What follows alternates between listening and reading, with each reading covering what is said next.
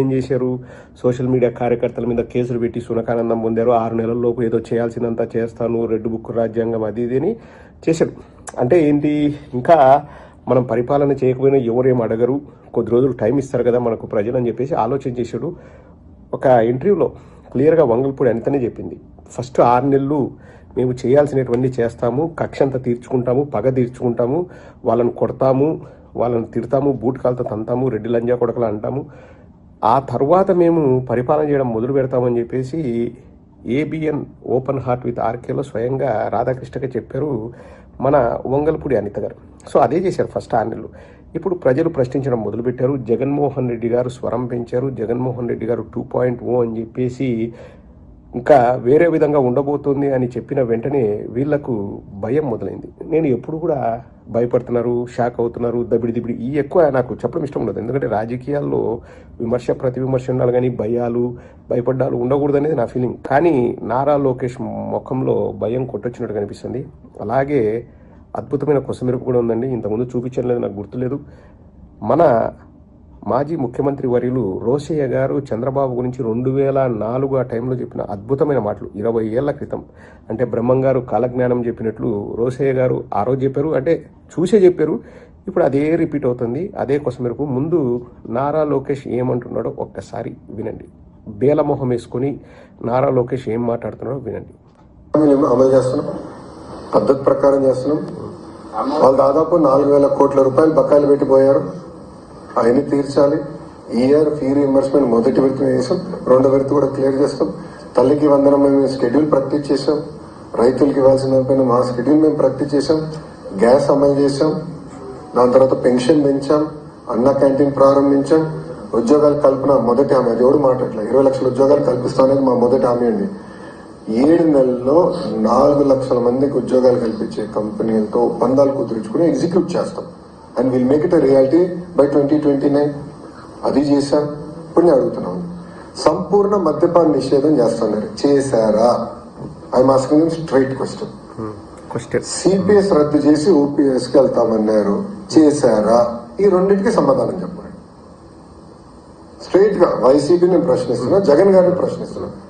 Ask him to answer these 2 questions first. Before criticizing NDA government, ఈ రెండింటిపైన ఆయన సమాధానం చెప్పమని.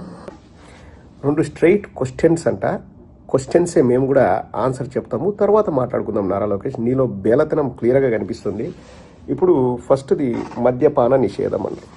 మేము మద్యపాన నిషేధం దశల వారీగా చేస్తూ లాస్ట్ 1 year ఉన్నప్పుడు ఓన్లీ 5 star హోటల్స్లోనే ఉండేటట్లు చేస్తామని జగన్మోహన్ రెడ్డి గారు చెప్పిన మాట వాస్తవం. మేము ఎక్కడ కూడా దాన్ని కాదనట్లేదు. అండ్ సిపిఎస్ రద్దు చేసి ఓపీఎస్ అనేది మేము ప్రవేశపెట్టాం. మేము చేసిన దాన్ని చూసి దేశం మొత్తం కూడా అమలు చేయాలని డిసైడ్ అయ్యారు. ఇక మద్యపాన నిషేధానికి వస్తే మేము స్లోగా రిఫార్మ్స్ తీసుకొని వస్తామని చెప్పాము. ఎక్కడ మద్యం అవైలబుల్ లేకుండా చేస్తామని చెప్పిన మాట వాస్తవం. అది మనకు పరిపాలనలోకి వచ్చిన తర్వాత మనకు రాష్ట్రానికి ఆదాయం మిగతావన్నీ ఇవ్వాలంటే మనకు సమకూరుతుందో లేదో అని ఆలోచన చేసి 8 గంటలకల్లా క్లోజ్ అయ్యేలాగా చేశాము. అండ్ గవర్నమెంట్కు ఆ మద్యం వల్ల ఆదాయం వచ్చేలాగా చేశాము. రెండవది, రేట్లు పెంచడం వల్ల కూడా మద్యం విక్రయాలన్నవి 50% కంటే తగ్గిపోయాయి, 50% కంటే తగ్గిపోయాయి. క్వార్టర్ తాగేవాడు 90 తాగాడు, అండ్ 2 క్వార్టర్లు తాగేవాడు క్వార్టర్ తాగాడు. 50% తగ్గిపోయాయి. పోనీ దానివల్ల మేమేమైనా లాభపడ్డామా అంటే అది మాకు చెడ్డ పేరే తెచ్చింది. ఏది, మద్యం జోలికి వెళ్లకుండా ఉండాల్సింది అని చెప్పేసి మద్యం ప్రియులు చెప్పారు. అండ్ మేము ఎక్కడా కూడా మేము 100% ఇచ్చిన మేనిఫెస్టో అమలు చేసామని మేము చెప్పలేదు. మేము 95% to 98% అమలు చేసాం. మరి మీరేం చేసినారయ్యా? ఏమంటాడు, మా మొదటి హామీనే 20 లక్షల ఉద్యోగాలు, అందులో ఒప్పందం చేసుకున్నాం, కంపెనీలతో ఒప్పందం చేసుకుని 4 లక్షల ఉద్యోగాల కల్పన చేస్తాడంటే 2029 లోపల. సరే, నువ్వు 29కి చేస్తావో 34కి చేస్తావో నీ ఇష్టం నారా లోకేష్. కానీ నువ్వు 29 వరకు నిరుద్యోగ భృతి ఒక్కొక్కరికి 3,000 రూపాయలు ఇవ్వాలి కదా. ఉద్యోగాలు కల్పన జరిగేంత వరకు నిరుద్యోగ భృతి అన్నావు, ఇస్తున్నావా? ఉచిత బస్సు గురించి ఎందుకు మాట్లాడలే నువ్వు? అమ్మకు వందనం షెడ్యూల్ ప్రకటించేసాం, రైతు భరోసా షెడ్యూల్ ప్రకటించేసాం. ఏంది నువ్వు ప్రకటించేది? ఎప్పుడు ఇచ్చేది? అధికారంలోకి వచ్చిన వెంటనే అన్నావు. నువ్వు ఎక్కడ కూడా అధికారంలోకి వచ్చి ఆలోచించి షెడ్యూల్ ప్రకటించి అందరితో మాట్లాడి అమ్మా నాన్నతో మాట్లాడి తర్వాత నిర్ణయాలు తీసుకుంటావు నువ్వు చెప్పలే. అసలు ఆ అన్నా క్యాంటీన్ అనేది ఇంకోసారి మీరు పబ్లిసిటీకి వాడుకోవద్దు, మీకే మైనస్ అవుతుంది నేను చెప్తున్నా. అంతకంటే దరిద్రం ఉండదు. ఫస్ట్ ఈ 2 సిలిండర్లు ఇచ్చినారయ్యా, క్లారిటీగా చెప్పు. మాట్లాడేది దాటవేత ధోరణి కాదు, మీ నాయన మాదిరి అబద్ధాలు చెప్పడం కాదు. క్లారిటీగా చెప్పు, ఎన్ని సిలిండర్లు ఇచ్చినారు, ఎన్ని సిలిండర్లు ఇచ్చినారు, ఆ విషయం చెప్పాలి కదా. 1500, 18 ఏళ్ళు దాటిన మహిళలకు 1500 అన్నావు. దాని షెడ్యూల్ ఏమైంది? కనీసం షెడ్యూల్ అయినా ప్రకటించినావా? షెడ్యూల్ ప్రకటించేసినారంట. అది ఫీజు రీయింబర్స్మెంట్ ఫస్ట్ది ఇచ్చినారంటే సెకండ్ షెడ్యూల్ ఫీజు రీయింబర్స్మెంట్ అందక ఎంతమంది విద్యార్థులు ఇబ్బంది పడుతున్నారో ఒకసారి వెళ్ళి విద్యార్థులను అడిగితే తెలుస్తుంది. నారా లోకేష్, విద్యా వ్యవస్థను నిర్వీర్యం చేసావు.